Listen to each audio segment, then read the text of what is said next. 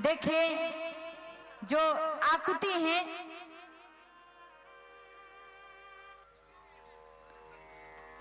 और देवहूति और प्रसूति, आकुति का विवाह होता है रुचि प्रजापति के साथ, जो एक बड़े ही तेजवान बालक को जन्म देती हैं, जिनका नाम है यज्ञ भगवान। यज्ञ भगवान को उन्होंने जन्म दिया। देवहूति का विवाह होता है जो है कर्दम ऋषि से। श्री सुखदेव जी जो हैं कर्दम ऋषि के वंश का वर्णन करते हैं। अब बचे प्रसूति। प्रसूति का विवाह होता है दक्ष प्रजापति से, जिनकी 16 कन्याएं होती हैं। उन 16 कन्याओं में सबसे छोटी पुत्री उनकी थी, जिनका नाम था सती, जो कि सबसे प्यारी थी और सबसे बुद्धिमान थी। सती का विवाह भोलेनाथ से होता है। जब भोलेनाथ से उनका विवाह हुआ सती मैया का, एक बार क्या हुआ, सभा में दक्ष प्रजापति बहुत बड़ा यज्ञ फाने थे। उस समय सभी देवी देवताओं को बुला रहे थे।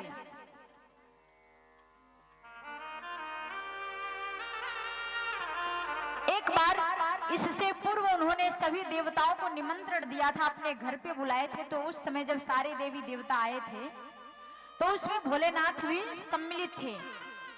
तो उस समय दक्ष प्रजापति को सभी जितने देवी देवता आए थे प्रणाम कर रहे थे, नमस्कार कर रहे थे। भोलेनाथ उस समय उनको नमस्कार नहीं किए, अपने ससुर जी को वो माला जाप कर रहे थे, भजन में लगे हुए थे, बैठे ही रह गए, खड़े ही नहीं हुए। दक्ष प्रजापति जो है क्रोधित हो गया, मेरा दामाद है, इसको शर्म नहीं आता, सब लोगों ने मेरा सम्मान किया लेकिन ये मेरा सम्मान नहीं किया, इसे हम यज्ञ में भाग नहीं देंगे, इसे हम अब नहीं बुलाएंगे, निमंत्रण नहीं देंगे। जब बहुत बड़ा यज्ञ दक्ष प्रजापति फानते हैं, उसमें सभी देवी देवता को निमंत्रण दिए, अपने दामाद को भोलेनाथ को पूछते नहीं हैं, सती मैया को पूछते नहीं हैं। तो उस समय सती मैया जो है कहती हैं कि प्रभु आज हम एक बात बताएं आपसे। आज हम बैठे थे अपने महल के सामने, आकाश मार्ग से कुछ देवियां जा रही थी और देवता भी जा रहे थे और आपस में चर्चा कर रहे थे कि हम चल रहे हैं दक्ष प्रजापति के यहाँ, बहुत बड़ा यज्ञ हो रहा है, यज्ञ में सम्मिलित होने जा रहे हैं, बड़ा आनंद आएगा वहां पे। और जैसे ही सती मैया सुनती हैं तो उन्हें बेचैनी होती है कि मेरे पिताजी यज्ञ फाने हुए मुझे नहीं बुला रहे, तो बड़े आश्चर्य की बात है। तो शंकर भगवान जी से कहती हैं, प्रभु आपसे एक बात बताएं, पिताजी के यहाँ यज्ञ हो रहा है, आपके ससुर जी के यहाँ, आपकी आज्ञा हो तो हम दोनों चलते हैं। देखिए माताएं बड़ी चालाक होती हैं, ससुर जी का नाम ले रही है ताकि जल्दी पिघल जाए भोलेनाथ और चल दें। एक कारण और है, यदि जो पत्नियां होती है ना, जो पति पत्नी होते हैं, उनके पति के बाप को कुछ हो जाएगा तो पत्नी को असर नहीं करता जी, चाहे भले पति रोते रोते मर जाए, लेकिन जैसे ही उनके बाप को कुछ हो गया और पतिदेव न रोए तो इनकी हिम्मत है कि नहीं रोएंगे, खूब रोएंगे पत्नी को खुश करने के लिए जी। और उतने में पत्नियां खुश हो जाती हैं कि अरे मेरा कहना मान गए, मेरे पिताजी के लिए रो रहे हैं, कितनी दुख की बात है, दुख की बात तो है ही, लेकिन अपने ससुराल में रहेंगी, ससुराल वाले को कुछ हो जाए उनको दुख नहीं होगा। ये मायके का जो है, ननिहाल का और ससुराल का जो संबंध होता है ना, पत्नियां बड़ी चालाक होती हैं भैया, उनके ऊपर बड़ा कृपा होता है। बांके बिहारी का आप लोग जानते होंगे 3 हठ बड़ा खराब होता है, राज हठ, बाल हठ और स्त्री हठ। इसमें सबसे पावरफुल जो होता है 3रे नंबर वाली होती है स्त्री हठ, जो चाहती है वही करवाती है। पतिदेव पूरे संसार में किसी के सामने नहीं झुकेंगे, लेकिन पत्नी के सामने आते ही राधे राधे जी झुक जाएंगे तुरंत। ये उनका स्वभाव है। भगवान करें और चीज में मत झुका, लेकिन राधे राधे में झुका दो जी। बोले वृंदावन बिहारी लाल की, राधा रानी सरकार की जय जय श्री राधे।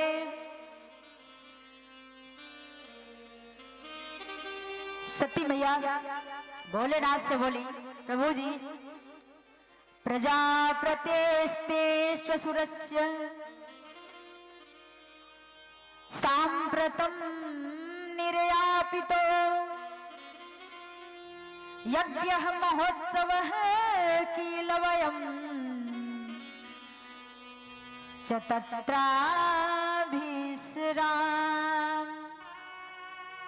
प्रभु आपके ससुर के यहाँ यज्ञ हो रहा है, आप और हम दोनों चलते हैं, आपकी आज्ञा हो तो। भोलेनाथ बोले, बारे देवी कितनी चालाक हो, कहने पे नहीं मानती हैं, जाने को तैयार हो जाती हैं। तो शंकर भगवान समझाते हैं, देवी 3-4 जगह ऐसा है जहाँ बिना बुलाए नहीं जाना चाहिए। बोली कौन कौन सा जगह है, मुझे जरा बता दो आप। शंकर भगवान जी बोले, जदपि मित्र प्रभु पितु गुरु गेहा जाई बिनु बोले संदेहा। 4 जगह ऐसा है कि वहां बिना बुलाए भी जाते हैं और बुलाने पर भी नहीं जाते हैं, वो भी संशय में डाल दिए। बिना बुलाए जाते हैं, बिना बुलाए भी नहीं जाते, ये क्या है? शंकर भगवान बोले, पिता के यहाँ, गुरु के यहाँ, मित्र के यहाँ बिना बुलाए जाना चाहिए। भगवान के मंदिर में, भगवान की कथा में, भागवत कथा में बिना बुलाए आना चाहिए। किसी निमंत्रण को इंतजार नहीं करना चाहिए कि मुझे निमंत्रण मिले तब हम चलें कथा सुनने। ऐसे जगह बिना बुलाए जाया जाता है। तो सती मैया बोली, आप ये तो सही कहे, लेकिन ये बताओ, आप अभी बोले पिताजी के यहाँ भी बिना बुलाए जाना चाहिए, तो सही तो बात है, मेरे पिताजी के यहाँ यज्ञ हो रहा है तो हम जा सकते हैं। बोले देवी एक बात और ध्यान दो, जदपि विरोध मान जही कोई, जहां गए कल्याण न होई। जहां आपके विरोधी हो, आपसे विरोध करते हो, वहां नहीं जाना चाहिए। और आपके पिताजी तो आपसे विरोध करते हैं, हम तो उनके शत्रु हैं, आपका सम्मान नहीं करेंगे। सती मैया मानती नहीं है, चली जाती हैं। भैया वहां जाती हैं, सारी देवियां हंसने लगी, सारे देवता, जितना देवता थे सभी हंसने लगे, उनका अपमान हो गया। सती मैया क्रोधित हो जाती हैं। वहां सम्मान से केवल एक ही व्यक्ति मिलता है महाराज, सादर भले ही मिली एक माता, सादर मिली एक माता, भगिनी मिली बहुत मुस्काता, भगिनी मिली बहुत मुस्काता, सादर भले ही मिले एक माता, सादर भले ही मिली एक माता, भगिनी मिले बहुत मुस्काता, भगिनी मिली बहुत मुस्काता। जय सिया राम राम जय सिया राम, जय सिया राम राम जय सिया राम। भैया सती मैया जाती है, वहां सभी देवियां उनका मजाक लेने लगी, सभी देवता हंसने लगे, इनकी पुत्री बिना बुलाए हुए आई है। माताएं करुणावान होती हैं, एक बार भाई नहीं मिलेगा, पिताजी नहीं मिलेंगे, सारे संबंधी छूट जाएंगे, लेकिन माता इतनी करुणावान होती हैं कि आप कैसे भी पहुंचो, वो सादर रूप से आपको गले लगाएंगी, अपने गले से लगाती हैं, आपका दुख सुख पूछती हैं। वो संबंधी केवल कोई है सच्चा संबंधी, तो वो केवल माता होती है। आज सती मैया जब अपना अपमान देखती हैं, दक्ष प्रजापति जो हैं बड़ा बहुत विशाल यज्ञ कर रहे हैं, उस यज्ञ में सभी देवी देवताओं के नाम से आहुति डाली जाती है। सब लोग इंद्राय स्वाहा वरुणाय स्वाहा सब लोग कहते हैं, लेकिन किसी ने रुद्राय स्वाहा नहीं किया। सती मैया दुखी हो गए और कहने लग गई अपने पिताजी से कि पिताजी आप बहुत बड़ा गलती कर रहे हो, पीछे चल के पछताओगे, बाद में बहुत भोगना पड़ेगा आपको। लेकिन दक्ष प्रजापति नहीं मानते हैं, भोलेनाथ का अपमान करते हैं। सती मैया यज्ञ कुंड में कूदकर अपने प्राणों का त्याग कर देती हैं। देवर्षि नारद जी के द्वारा पता चला, भोलेनाथ को आते हैं, सती मैया के शरीर को, जले हुए शरीर को लेकर जाते हैं और उनका अंतिम संस्कार करते हैं। वो दुखी हो गए, सती मैया के साथ ऐसा व्यवहार होता है महाराज, तुरंत क्रोधित होकर अपने जटा को उखाड़कर फेंक देते हैं। उसमें से वीरभद्र नाम का बालक जन्म लेता है और उन्होंने वीरभद्र जैसे ही प्रकट हुआ, पूरे जितना यज्ञ हो रहा था वहां सबको नष्ट भ्रष्ट कर देता है वीरभद्र। जो नंदी जी हैं, नंदी श्राप दे देते हैं दक्ष को, जाओ तुम्हारे बकरे के सिर लग जाएंगे। भृगु मुनि जो हैं उन्होंने श्राप दे दिया नंदी को कि जाओ हम भी श्राप दे रहे हैं, तुम्हारे संप्रदाय से जितने दीक्षा लेने वाले हैं सब अघोरी बन जाएंगे। जो अघोरी होते हैं ना जी, नागा बाबा जो होते हैं, आप लोग जानते हो, ये भृगु मुनि श्राप दिए हैं। उन्हीं के श्राप से ये जो भोलेनाथ जो हैं इनके संप्रदाय से जो दीक्षा ले रहे थे ना, ये भृगु मुनि के श्राप से सारे अघोरी बन गए, नागा बन गए। भोलेनाथ बड़े टेंशन में हो गए, हम आए थे यहाँ किस लिए, और यहाँ श्रापा श्रापी होने लगा। आए थे महोत्सव में और यहाँ श्रापा श्रापी का महोत्सव शुरू हो गया, अब क्या करें हम। एक दूसरे को लोग श्राप देने लग गए। सभी देवता जो हैं चिंतित हो गए, भोलेनाथ सब अत्याचार करने लगे। नंदी बाबा जो हैं उन्होंने यज्ञ को भ्रष्ट कर दिया। वीरभद्र ने जो है दक्ष के सिर को काटकर अलग कर दिए, बकरे का सिर लग गया जब, तो उस समय सभी देवी देवता चिंतित हो गए। भोलेनाथ का प्रार्थना करते हैं, उनको उनकी स्तुति करते हैं, मनाते हैं, तो भोलेनाथ प्रसन्नचित हो जाते हैं। उन्होंने जल लेकर छिड़का तो तुरंत दक्ष प्रजापति जिंदा हो गए, लेकिन उनको बकरे का सिर लग गया। मैं कर रहे हैं बकरे की तरह। भोलेनाथ मुस्कुरा रहे हैं, बड़े मधुर मधुर। जब ये मैं की आवाज निकालते हैं तो मुस्कुरा रहे हैं। श्री सुखदेव जी राजन परीक्षित से बोले, राजन देखिए बड़ा ही सुंदर प्रसंग चलेगा, भोलेनाथ का भी विवाह होगा। सती मैया का शरीर जब यहाँ से नष्ट होता है तो हिमांचल के यहाँ जाती हैं, वहां मैना के गर्भ से उन्होंने पार्वती के रूप में जन्म लिया। देवर्षि नारद जी वहां जाते हैं, पार्वती मैया का संबंध भोलेनाथ से पुनः करवाते हैं। आइए भोलेनाथ के बारात की तैयारी करते हैं जी। देखिए ना बारात में कैसे कैसे लोग आएंगे।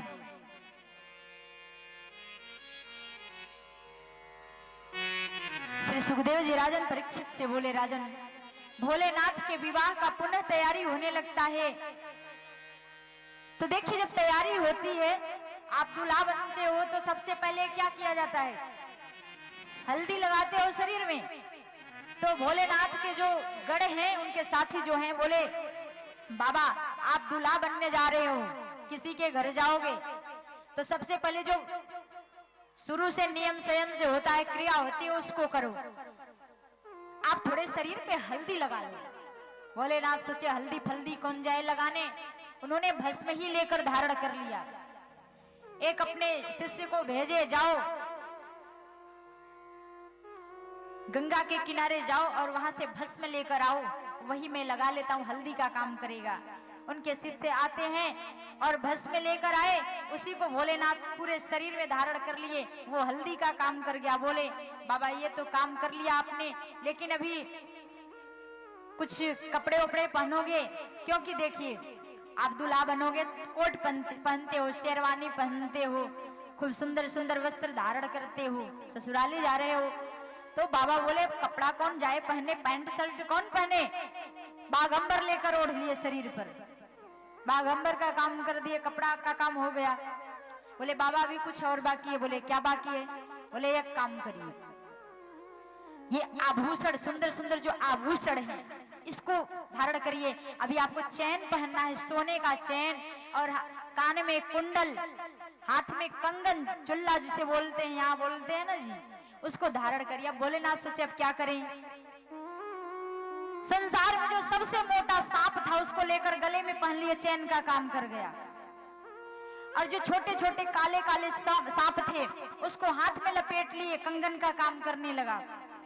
अब कान में कुंडल अभी बाकी है, बिच्छू सामने दिखा, कुंडल लटका लिए, बिच्छू को पहन लिए। अब देखिए ये बिच्छू और सर्प के कहने का तात्पर्य क्या है। ये जो आभूषण आप धारण करते हो ना जी, ये सांप की तरह काटने दौड़ते हैं। इसका अर्थ यही भोलेनाथ निकाल रहे हैं, लोग समझे इसको कि ये जो हम धारण कर रहे हैं, सांप बिच्छू कुंडल पहन रहे हैं, ये आभूषण का काम कर रहे हैं। आभूषण काटता है, जब तक आपके घर में धन दौलत रहेगा ना, सोना चांदी, आपको चैन नहीं आएगा, काटता रहेगा जब तक वो सोनार के यहाँ नहीं पहुंच जाएगा जी। भोलेनाथ सब कुछ पहन लिए। अब उनके गढ़ बोले बाबा अभी और कुछ बाकी है। बोले क्या बाकी है जी? बोले अभी तो मुकुट पहनोगे, मुकुट। बोले अब मुकुट पहनेंगे, मुकुट खोजने कहाँ जाए? अपने जटा को ही मुकुट बना लिए, जटा मुकुट बन गया जी। अब मुकुट बन गया। बोले बाबा अभी एक उसमें और बाकी है। बोले क्या?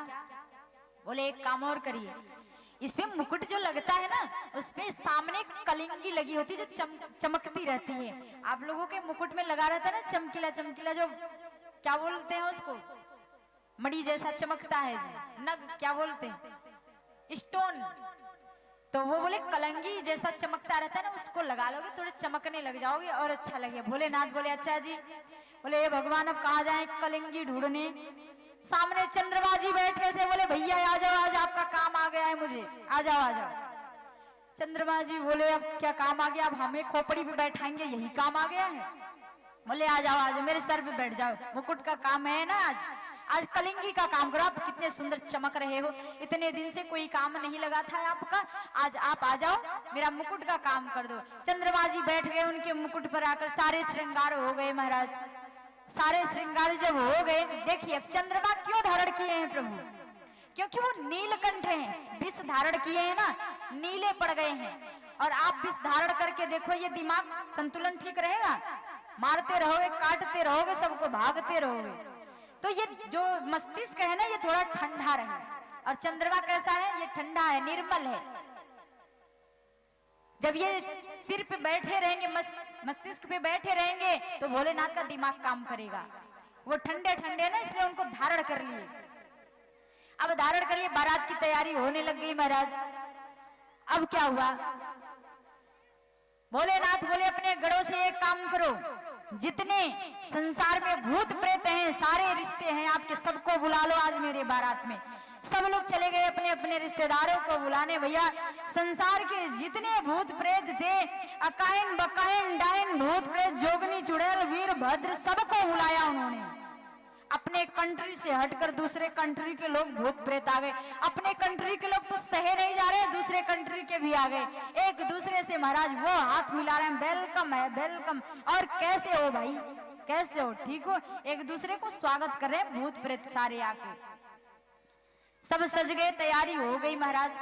अब विष्णु भगवान सोचने लगे, ब्रह्मा जी विष्णु भगवान, कि हम बारात में नहीं जाएंगे। ये ऐसा रूप धारण करे हैं, कौन जाएगा बारात में? बारात में कौन जाएगा? हम नहीं जाने वाले। ऐसा रूप धारण करके जा रहे हैं, ससुराल में जा रहे हैं, सब क्या कहेंगे, दूल्हा देखने आएंगे। भोलेनाथ तुरंत समझ गए कि विष्णु जी को बुरा लग रहा है। एक काम करते हैं, बारात में सबसे पहले इनको निकाल देते हैं। बोले विष्णु भगवान को बुलाए, बोले आप एक काम करो, सारे बाराती लोग चलो, हम पीछे से आ रहे हैं अपने गढ़ को लेकर। विष्णु भगवान बड़े खुश हो गए, अरे मेरे मन की बात तो इन्होंने समझ लिया। खूब पीला पीताम्बरी पहनकर सज कर जा रहे हैं, दूल्हा बने हैं वही विष्णु भगवान। अब जैसे ही हिमाचल नगरी की ओर पहुंचते हैं महाराज। सारे वहां के जितने नगरवासी हैं दौड़ते भागते आते हैं, दूल्हा आ रहा है, दूल्हा आ रहा है, मैना के दामाद आ रहे हैं, मैना के दामाद आ रहे हैं। विष्णु भगवान जी को जाके दंडवत करते हैं सब लोग।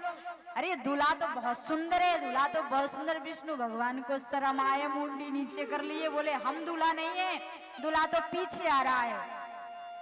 अरे भैया आप सोचो कि एक भूत यदि सपने में भी आ जाए तो नींद हराम हो जाता है, दिन रात वही सोचते हैं। लेकिन पूरे संसार के भूत प्रेत आज चल रहे हैं, सोचो उस नगरवासियों का क्या होगा जहां ये लोग जा रहे हैं। विष्णु भगवान बोले आपके जो दामाद जी हैं, जो दूल्हा है वो पीछे आ रहे हैं, हम तो बाराती हैं जी। अब जो देख रहे हैं दूल्हा बहुत सुंदर है, दूल्हा बहुत सुंदर है, सब लोग दौड़ते भागते जा रहे हैं। एक बुजुर्ग थे समझाने लगे, भैया काहे दौड़ भाग रहे हो, आराम से चलो, बारात तो आ ही रही है। जैसे आप लोग भागते हो फलाने सिंह का बारात आ रहा है, चलो चलो दौड़ के चलते, ऐसे भोलेनाथ के बारात में हो रहा था। अब भैया जैसे ही भोलेनाथ के गढ़ चलने लग गए, पीछे से सब लोग आवाज लगाते हुए हुआ रोने लगे, रोना प्रारंभ कर दिए। जिसका जो जो कार्य था, रोना, हंसना, नाचना, गाना, सब अपना अपना क्रिया कर रहे हैं। अब क्या हुआ, जैसे ही बीच रास्ते में पहुंचे भोलेनाथ तो बड़े जोर से रोने की आवाज आई। भोलेनाथ बोले कहां से रोने की आवाज आ रही, ये कौन है? तुरंत प्रकट हो गए वो लोग, वो जो गढ़ थे, रो रहे थे। बोले मेरा नाम असगुन है, मुझे कोई पूछता नहीं है, आप तो जा रहे हो बारात में, मुझे कोई पूछता ही नहीं, मुझे क्यों जन्म दिए हो इस संसार में? भोलेनाथ बोले अजी क्या चिंता करते हो, जिसे कोई नहीं पूछता ना उसे हम पूछते हैं, मेरे बारात में चलो। असगुन भी रोना प्रारंभ कर दिए, सब लोग चल दिए। इसलिए कहते हैं कोई शुभ कार्य हो तो रो मत, बड़े शांति से उसको निपटा दो। ये असगुन है, ये भी भोलेनाथ के बारात में गए हैं भैया। अब जैसे ही भोलेनाथ की बारात करीब पहुंचने लगी महाराज, सारे भूत प्रेत रोना प्रारंभ कर दिए, चिल्लाना प्रारंभ कर दिए। अब सब लोग डर गए, सारे नगरवासी वहां से भागने लग जाते हैं। अब जो देखने आए थे दौड़े दौड़े वो भाग रहे हैं देखकर, तो एक दूसरे से कुछ कह नहीं रहे, गिरते जा रहे हैं, मूर्छित होते जा रहे हैं, लेकिन बता नहीं रहे कि हो क्या रहा है, कौन आया है। जो बाबा मना किए थे, बुजुर्ग थे ना, वो बोले जाओ जाओ जाओ, हमने मना किया था कि मत जाओ, जाओ खूब खूब दूल्हा देख लो, जाओ। भैया जा रहे हैं दौड़ दौड़ दूल्हा देखने, वहीं गिर के मूर्छित हो जा रहे हैं। भूत प्रेत सारे आए हैं, कैसे देखेंगे? अब यहाँ मैना देवी जो हैं, पार्वती मैया की माता जी थाल सजाती हैं, पूजा की थाल, उसमें एक लोटा जल रखती हैं, दीपक रखती हैं, अक्षत रखती हैं, सब सजाकर लेकर जाती हैं आरती करने के लिए दामाद जी की। भैया जैसे ही आरती की थाल लेकर गई तो ऐसा रूप देखती हैं, इतना मोटा सांप, कान में बिच्छू कुंडल बना के पहने हैं, बाघंबर लपेटे हुए, आरती की थाल महाराज वहीं गिर गई। मैना देवी वहां से इतनी जोर से भागती हैं, इतना ऐसा करंट लगता है उनको, ही थाल फाल पटक के भाग जाती हैं। अब क्या हो, गढ़ लोग मजाक लेने लगे भोलेनाथ से, बोले बताइए यही आपका इज्जत हो रहा है, यही सम्मान हो रहा है, ससुराल में आए हो? भोलेनाथ बोले आपको क्या पता, आप कुछ जानते नहीं हो, मेरा मजाक ले रहे हो। भोलेनाथ कैसे इज्जत बचा रहे हैं पता है? बोले अलग अलग सब देश के, अलग अलग सब देश के रीत रिवाज और गीत, अलग अलग सब देश के रीत रिवाज और गीत, करना था सो कर गई सास हमारी रीत। ये यहाँ का रिवाज ही है थाल पटकना, इसलिए मेरी सास थाल पटक कर चली गई। बोले एक बात बताइए, थाल तो पटक दी, लेकिन उसमें जो है जल था, लोटा में जल था, उस जल का भी पान नहीं कराई। बोले कैसे पान कराएं? उनको पता है कि हम गंगा जी जो हैं, गंगा जी को अपने सिर में धारण करके लेकर चलते हैं, एक लोटा जल मेरा क्या काम करेगा? बोले आप लोग नहीं जानोगे, दुल्हा जी के शीश पे बहे गंगा की धार, दूल्हा जी के शीश पे बहे गंगा की धार, कहाँ काम तहाँ अर्घ को सोझारी दीनी डर। एक लोटा जल का क्या काम है, हमने तो गंगा को धारण कर लिया इसलिए जल को फेंक कर भाग गए। देखो कितने कितने बहाना कर रहे हैं भोलेनाथ, कैसा अपना इज्जत बचा। ऐसे भैया सभी से निवेदन है कि सब लोग अपने ससुराल में जाना तो ऐसा ही करना, इज्जत बचाना। बोलिए श्री वृंदावन बिहारी लाल की। आज देवर्षि नारद जी संबंध कराए, पार्वती मैया गाली देती है, नारद तेरा बुरा हो जाए, तेरा बुरा हो जाए, ऐसा दामाद तूने ढूंढा, तेरा बुरा हो जाए। देवर्षि नारद जी दौड़ते भागते जाते हैं भोलेनाथ जी के पास और उनके सामने विनती करने लग गए कि प्रभु अपना ये रूप हटाकर चतुर्भुज रूप धारण करो और सही सलामत विवाह करके अपने घर को लौटो। उनके कहने से भोलेनाथ अपने सुंदर स्वरूप में आते हैं, पार्वती मैया से विवाह करके और अपने घर को लौटते हैं, पार्वती मैया को लेके अपने घर को चले जाते हैं। इस प्रकार श्री सुखदेव जी ने राजन परीक्षित से भोलेनाथ के विवाह की चर्चा करते हैं। आगे की ओर बढ़ने श्री सूत जी महाराज जो हैं शौनकादिक ऋषि को यही कथा श्रवण करा रहे हैं और श्री सुखदेव जी जो है राजन परीक्षित को यही कथा श्रवण करा रहे हैं महाराज। आगे श्री सुखदेव जी जो है राजन परीक्षित से विदुर जी का चरित्र श्रवण कराते हैं। पूछने लग गए जब कि हे प्रभु आप मुझे एक बात बताएं कि भगवान से मिलन कब होगा। बोले जो आप प्रश्न कर रहे हो ना, यही प्रश्न जो है विदुर जी जो है मैत्रेय मुनि से करते हैं। विदुर जी का चरित्र श्रवण कराते हैं श्री सुखदेव जी राजन परीक्षित को। उसके बाद उनका चरित्र सुनाते हुए आगे बढ़ते हैं, कथा को आगे बढ़ाते हैं। देखिए समय का अभाव है और जो भी 15-20 मिनट की कथा चलेगी, 52 भगवान की झांकी आएगी और जल्द ही कथा का विश्राम होगा। 1 बजे बैठे हैं भाई तो थोड़ा सा समय तो लगेगा ही और कथा अच्छा चल रहा है, हमें तो लग रहा है कथा करते रहे और आप लोग उठोगे भी नहीं, क्योंकि जब कथा में घुस जाओ तो निकलने का मन नहीं करता जी। श्री सुखदेव जी राजन परीक्षित से बोले राजन एक बार की बात है, जो ब्रह्मा जी के पुत्र हैं मरीच ऋषि, उनकी पत्नी है कला। कला के 2 पुत्र होते हैं, एक कश्यप मुनि और एक पूर्णिमा नाम की। 2 पुत्र होते हैं। कश्यप मुनि जो हैं उनकी 2 पत्नियां हैं, दीति और अदिति। दीति और अदिति उनकी 2 पत्नियां हैं। एक दिन क्या हुआ, कश्यप महाराज से उनकी दीति जो पत्नी है वो काम भोग की कामना करने लगी कि हे प्रभु आप मुझे कोई ऐसा आशीर्वाद दीजिए जिसे मुझे पुत्र की प्राप्ति हो।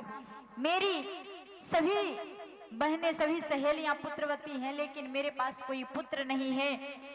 शाम का बेला था। देखिए जब शाम का बेला होता है तो उस समय पढ़ाई भी नहीं करना चाहिए और गर्भवती महिलाओं को कहीं बाहर नहीं जाना चाहिए, घर में ही रहना चाहिए, क्योंकि उस समय भगवान के जो गण है भूत प्रेत वो विचरण करते रहते हैं, उनका असर शरीर पे आ जाता है।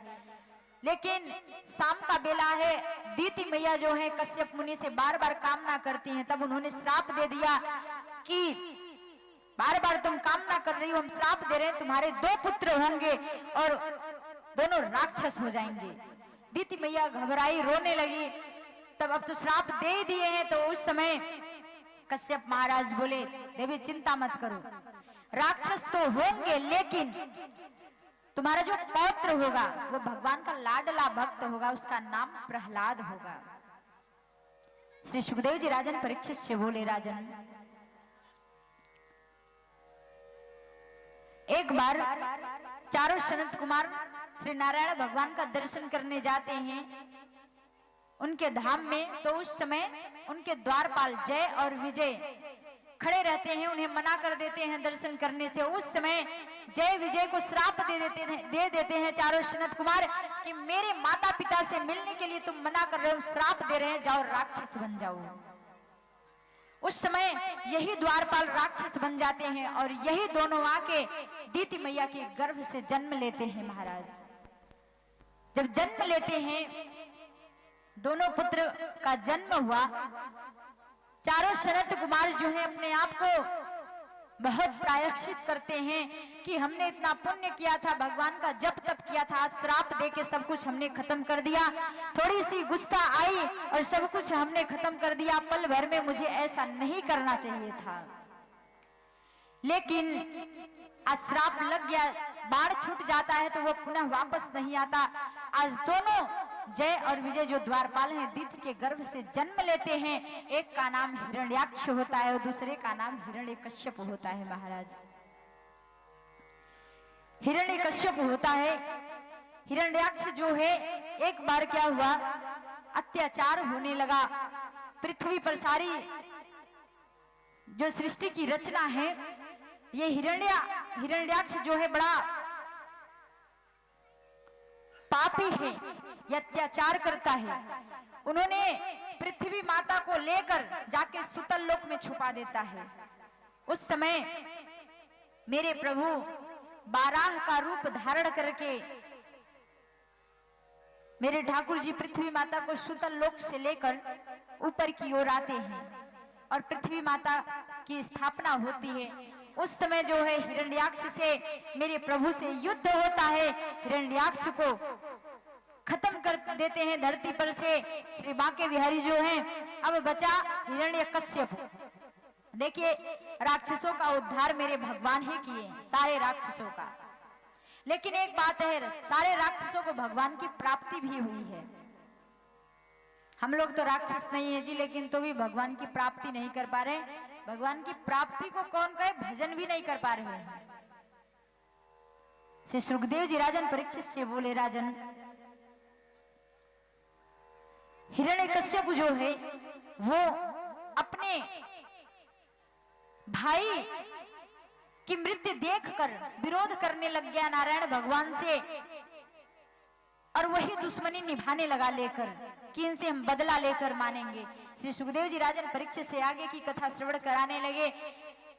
राजन परीक्षित पूछते हैं कि महाराज आपने इतना कथा मुझे सुना दिया, लेकिन प्रियव्रत और उत्तानपाद कौन है, ये मुझे बताइए।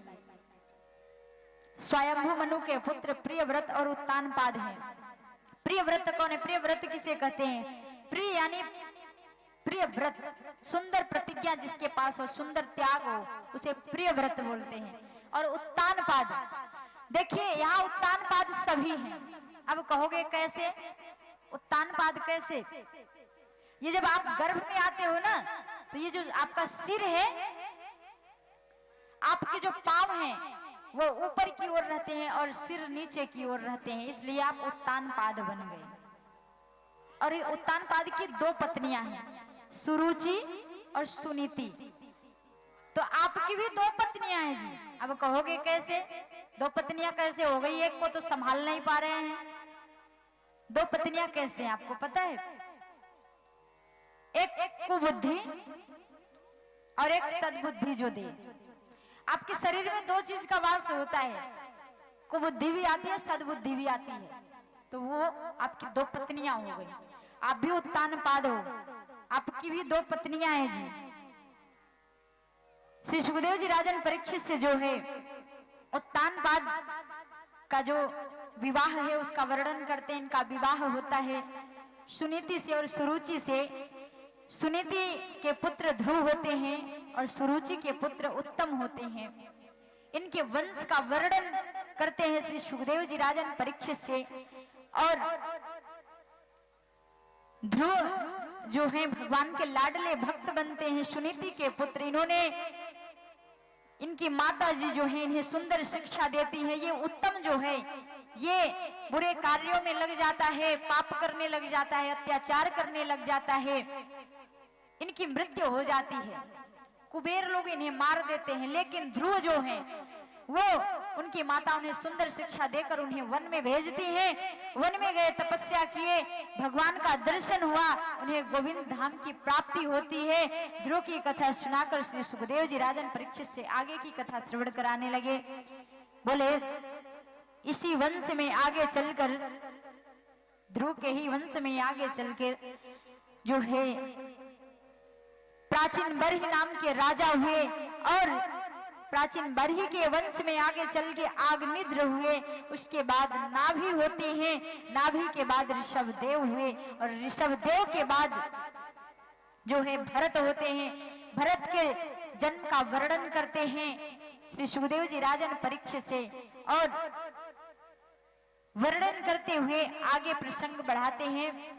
बोले वृंदावन बिहारी लाल की। देखिए, आप लोगों को भी पता है, थोड़ा सा समय लगेगा तो बावन भगवान की झांकी आएगी, देखना, झांकी का दर्शन करके जाना। और झांकी जो निकलती है ना जी, उसे झांकी मत समझा करो, स्वयं समझा करो कि मेरे बांके बिहारी प्रकट होकर आए हैं यहाँ पर। झांकी समझकर दर्शन करेंगे आप तो कभी उद्धार नहीं होगा। ये समझिए कि मेरे सिकरी गांव में मेरे प्रभु नारायण जो हैं स्वयं बटुक का रूप धारण करके, बावन का रूप धारण करके चले आए हैं। उन्हें कोई मूर्ति, कोई झांकी समझकर दर्शन नहीं करना चाहिए, उन्हें साक्षात प्रत्यक्ष रूप से भगवान मानो। बोले वृंदावन बिहारी लाल की।